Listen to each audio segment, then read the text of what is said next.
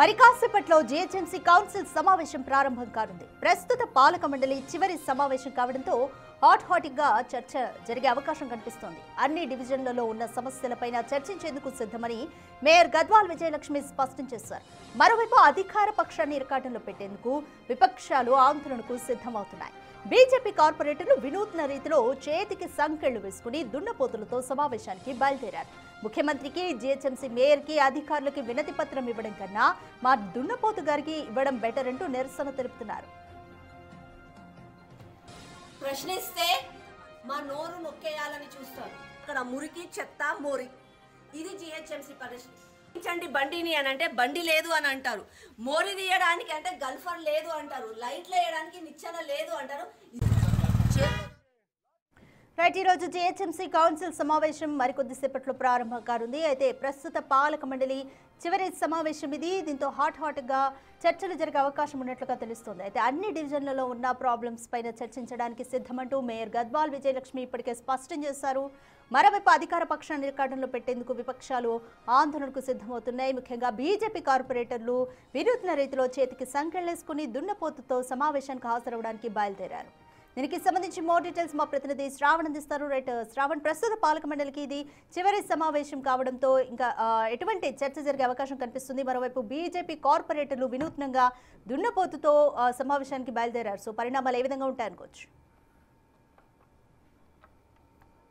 GHMC పాలక మండలికి సంబంధించిన చివరి కౌన్సిల్ సమావేశం కాబట్టి చాలా హాట్గా జరిగేటువంటి అవకాశం ఉంది. ఉదయం నుంచి జరుగుతున్నటువంటి పరిణామాలు చూస్తే మరింత అగ్రెసివ్గా ఇవాళ కార్పొరేటర్లు కౌన్సిల్లో చర్చించేటువంటి అవకాశం కనిపిస్తూ ఉంది. బీజేపీకి సంబంధించినటువంటి కార్పొరేటర్లు చూడొచ్చు, వినూత్న రీతిలో సంఖ్యలు వేసుకొని మెడల గొలుసులు వేసుకొని వచ్చారు. దాంతోపాటు చిరిగినటువంటి బట్టలు, ఖద్దరు బట్టలు కూడా తీసుకొని వచ్చి నిరసన తెలుపుతున్నటువంటి పరిస్థితి ఉన్నది. కార్పొరేటర్లు అందరితో మనం మాట్లాడేటువంటి ప్రయత్నం చేద్దాం. మొదటగా మూసాపేట్ కార్పొరేటర్తో మాట్లాడదాం. అన్న, ఏంది ఇంత అగ్రెసివ్గా నిరసన తెలుపుతున్నారు? ఏంటి, చినిపోయిన బనీన్ కనబడుతుంది, ఖద్దరు షర్ట్ కనబడుతుంది, అర్థం ఏంటి అన్న? మీరు గత 5 సంవత్సరాలుగా చూస్తారు, మన భాగ్యనగర్లో వరదలు, ఫైర్ యాక్సిడెంట్స్, గుంతల్లో పడి లేకపోతే డ్రైనేజ్ బొక్కల్లో పడి ఎంతోమంది ప్రాణాలు కోల్పోయారు. మేము అన్నిసార్లు కూడా మేము వినూత్నంగా నిరసన వ్యక్తం చేసి మేయర్ గారికి, అధికారులకు కళ్ళకు కట్టేటట్టుగా చూపించే ప్రయత్నం చేస్తాము. ఈరోజు భాగ్యనగర్ పరిస్థితి ఏంటంటే ఊపర్ షేర్వాణి, అందరు పరేషాని. ఎందుకంటే కొన్ని రోడ్లు, ముఖ్యమంత్రులు, మంత్రులు తిరిగే రోడ్లు మాత్రమే బాగా ఉన్నాయి. మా గల్లీలు, మా బస్తీలు, మా వాడలు ఈ విధంగా బొక్కలమయంగా, రోడ్లన్నీ కూడా గతుకులమయంగా ఉన్నాయని చెప్పేసి చూపించడానికి ఈ విధంగా మేము చూపిస్తున్నాం. ఈరోజు ఇంకా ఏదైనా సంఖ్యలు వేసుకొని వచ్చి మరి నిరసన తెలుపుతున్నారు, లోపలికి అనుమతించారు. ఈ విధంగా నాకు తెలిసి సంఖ్యలు కాదు, హ్యాండ్ కప్స్ కూడా ఉండే. మా మంచి దున్నపోత్ సార్ని కూడా తీసుకొచ్చినాము. మేము చెప్పాలనుకుంది ఏంటంటే, ఒక భాగ్యనగర్ కార్పొరేటర్లుగా మేము ఇచ్చినటువంటి రిప్రజెంటేషన్ పైన సమస్యలని పరిష్కరించాలని చెప్పి కోరితే, ఆ రోజు అక్రమంగా పోలీసులతోటి రక్తపు చరిత్ర సృష్టించినటువంటి గంత ఈ మేయర్ది. మా తలలు పలగొట్టించి, మా కాళ్ళు చేతులు విరగొట్టించి, మా మీద కేసులు పెట్టించి మమ్మల్ని జైల్లోకి పంపించిన చరిత్ర ఈ నగర మేయర్ది. మరి అటువంటి మేయర్ అరాచకానికి వ్యతిరేకంగా ఈరోజు మేము సంఖ్యలు చేసుకొని రావడం జరిగింది. అంతేకాదు, వేలాది రిప్రజెంటేషన్లు ప్రజలు ఇస్తున్నా పట్టించుకున్నటువంటి అధికారుల మొత్తం నిద్ర వీడాలని చెప్పి మరి మేము ఆ దున్నపోత్ సార్కి ఇచ్చి, దున్నపోత్ సార్ కూడా రిప్రజెంటేషన్ ఇచ్చినాము. ఆ దున్నపోత్ సార్ని కూడా అక్రమ అరెస్ట్ చేసినటువంటి గంత నగర మేయర్ గారిది. చివరికి దున్నపోతు సారు ముఖ్యమంత్రి గారి కన్నా బాగా పనిచేస్తున్నారని, మేయర్ గారి బాగా పనిచేస్తున్నారని, అధికారులకు వల్ల బాగా పనిచేస్తున్న అసూయతో దున్నపోత్ సార్ని కూడా చివరికి అరెస్ట్ చేసి ఇక్కడ అరెస్ట్ చేసినటువంటి సందర్భం. అంటే నిరసన కూడా వ్యక్తం చేయకుండా గొంతు నొక్కే ప్రయత్నం చేస్తున్నటువంటి ఈ మేయర్ డౌన్. మేడం, ఇంత ఇబ్బందిగా నిరసన తెలుపుతా ఉన్నారు, కానీ కౌన్సిల్లో చర్చకి మీరు సహకరిస్తారా? ప్రతిసారి మీ వల్లనే కౌన్సిల్ సరిగా జరగట్లేదని మేయర్ ఆరోపించారు.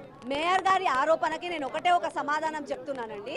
మేయర్ గారు మాకు ప్రశ్నలకు సమాధానాలు కాదు, మేము వేసిన ప్రశ్నలకు మాకు పరిష్కారం కావాలి. మీరు టైంపాస్గా ఏదో అవుట్ ఆఫ్ ద సిలబస్ క్వశ్చన్లకి ఆన్సర్లు చేసినట్టుగా కాదు. మీరు ఆల్రెడీ స్టాండింగ్ కమిటీలో ఎంఐఎం వాళ్ళు ఉంటారు, బీఆర్ఎస్ వాళ్ళు ఉంటారు. వాళ్ళు కుమ్మక్కయ్యి టైం పాసులు చేస్తుంటే మాత్రం బీజేపీ ఊరుకోదు. నిజంగా ప్రజల సమస్యల పైన మాకు సమాధానాలు ఇవ్వండి. సరే, ఈరోజు మేము ప్రతిపక్షం మా మీద మాట్లాడుతున్నారు. కుక్క కాటుకు ఒక బాలుడి ప్రాణం పోయింది, మొన్న వర్షాలకి ఒక నాలాల పడి ఒక ప్రాణం పోయింది. ఇంతవరకు కూడా ఎక్కడుందో ఏమైందో, ఉన్నాడా పోయాడా, డెడ్ బాడీ కూడా దొరకలేదు. అట్లాంటి సమాధానాలు మీరు ఎందుకు ఇవ్వరు? చిత్తశుద్ధి ఉంటే నిజంగా కూడా రేవంత్ రెడ్డి గారు మున్సిపల్ శాఖ మంత్రి ప్రజల కోసం అయ్యి ఉంటే మాకు సమాధానం ఇవ్వండి. టైంపాస్ చేస్తే మాత్రం మేము ఊరుకునేది లేదు. కార్పొరేటర్ ఇంకొంతమంది ఉన్నారు. ఏంటన్నా ఇంత పెద్ద ఎత్తున నిరసన తెలుపుతున్నారు, చర్చకు సహకరిస్తారా? ప్రజల సమస్యలపైన ఇప్పటివరకు చర్చ జరగలేదు అనేది ప్రధానంగా వినిపిస్తున్నటువంటి ఆరోపణ. 11 కౌన్సిల్ సమావేశం జరిగాయి, ఇవాళ 12వ కౌన్సిల్ సమావేశం, చివరి కౌన్సిల్ సమావేశం. ఈ 11 కౌన్సిల్ సమావేశంలో కూడా ప్రతి నిరసన మేము తెలియజేయడానికి కారణం ఏంటంటే ప్రజా సమస్యలు పరిష్కారం జరగట్లేదు. ఈ కౌన్సిల్ సమావేశాలు ఏవైతే జరుగుతూ ఉన్నాయో ఈ ప్రజా సమస్యలు పరిష్కరించే ప్రయత్నంగా ఈరోజు ఈ కౌన్సిల్ సమావేశాలు జరగాలి, కార్పొరేటర్లు చర్చించాలి. ఒకరోజు కాకపోతే 2 రోజులైనా సరే చర్చించడానికి భారతీయ జనతా పార్టీ కార్పొరేటర్లు సిద్ధంగా ఉన్నాం.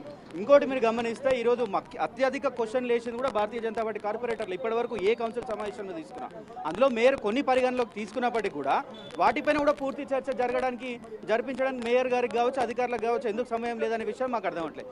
గతంలో బీఆర్ఎస్లో అధికార పార్టీలో ఉన్న ఇదే మేయర్ గారు ఇప్పుడు కాంగ్రెస్లో మళ్ళీ అధికార పార్టీలోకి వచ్చిన ఇదే మేయర్ గారికి ఈరోజు ఎందుకు సమస్యల పరిష్కారం పట్టే ఇంత చిత్తశుద్ధి లేదనేది నేను అడుగుతున్నా. ముఖ్యంగా మీరు చూసుకున్నట్టయితే ఈ కాంగ్రెస్ ప్రభుత్వంలో అసలు మంత్రి అనేటోళ్ళు ఉన్నారా? ఈరోజు మున్సిపల్ అడ్మినిస్ట్రేషన్ మంత్రులు ఉన్నారా? ఉంటే వాళ్ళు ఏం చేస్తూ ఉన్నారు? ఈరోజు ఒక పర్యటన లేదు, ఒక రివ్యూ మీటింగ్లు లేవు.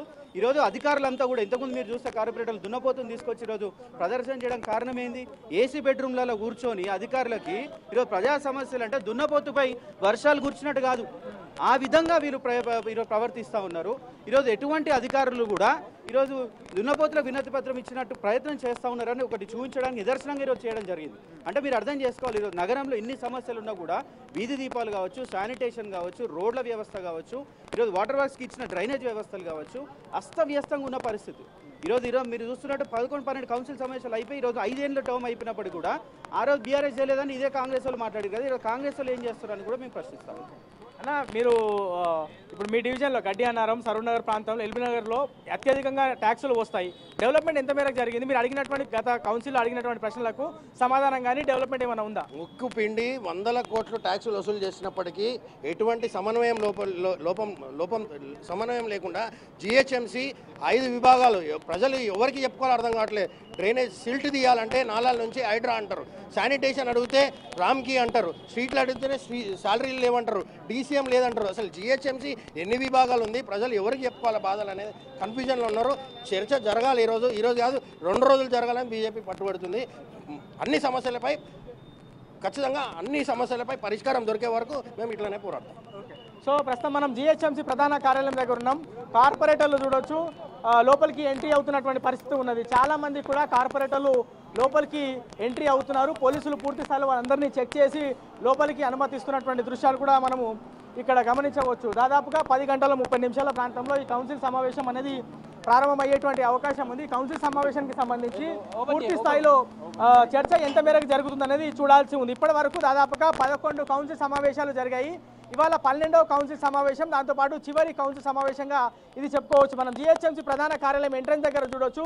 బీఆర్ఎస్ పార్టీకి సంబంధించినటువంటి కార్పొరేటర్లు కూడా పెద్ద ఎత్తున నిరసన తెలిపేందుకు ఇక్కడికి చేరుకున్నటువంటి దృశ్యాలు కూడా మనము గమనించవచ్చు. ఒకవైపు బీజేపీకి సంబంధించినటువంటి కార్పొరేటర్లు, మరోవైపు బీఆర్ఎస్ పార్టీకి సంబంధించినటువంటి కార్పొరేటర్లు పెద్ద ఎత్తున జిహెచ్ఎంసీ ప్రధాన కార్యాలయానికి చేరుకున్నారు. ఎక్స్ అఫీషియో సభ్యులు అంటే హైదరాబాద్కి సంబంధించిన బీఆర్ఎస్ ఎమ్మెల్యేలు, ఎమ్మెల్సీలు కూడా జిహెచ్ఎంసీ ప్రధాన కార్యాలయం దగ్గరికి చేరుకొని నిరసన తెలుపుతున్నటువంటి పరిస్థితి, ఆ దృశ్యాలు క్లియర్గా మనము గమనించవచ్చు. హైదరాబాద్ని పూర్తి స్థాయిలో గాలికి వదిలేశారనేటువంటి విమర్శలు బీఆర్ఎస్ పార్టీకి సంబంధించినటువంటి వాళ్ళు చేస్తూ ఉన్నారు. దాంతోపాటు 10,000 ఎకరాల పారిశ్రామిక వారికి సంబంధించినటువంటి అంశం పైన వాళ్ళు ప్రశ్నిస్తూ ఉన్నారు. దాంతోపాటు హైదరాబాద్ నగరవాసులకు సంబంధించినటువంటి ఇబ్బందులను గత 10 ఏళ్లలో మేము చాలా బాగా డెవలప్ చేసేటువంటి ప్రయత్నం చేశాం, మౌలిక సదుపాయాలు అందించేటువంటి ప్రయత్నం చేశాం, కానీ ఇప్పుడు ఈ ప్రభుత్వం పట్టించుకోవట్లేదు అనేటువంటి విమర్శలు కూడా ప్రస్తుతం బీఆర్ఎస్ పార్టీకి సంబంధించినటువంటి ఎక్స్ అఫీషియో సభ్యులు కానీ కార్పొరేటర్లు కానీ చేస్తున్నటువంటి దృశ్యాలు మనం క్లియర్గా గమనించవచ్చు.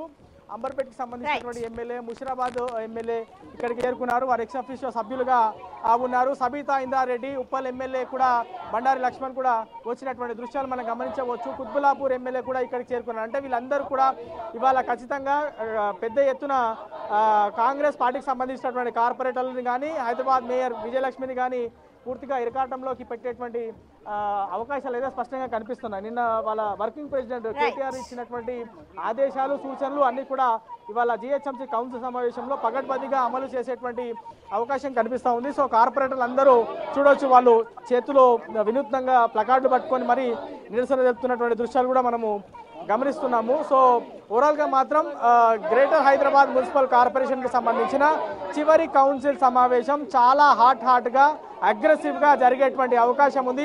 ప్రజా సమస్యలపైన ఎంతవరకు చర్చ జరుగుతుందన్నది తెలియదు, కానీ నిరసనలు అయితే పెద్ద ఎత్తున వ్యక్తం అవుతా ఉన్నాయి.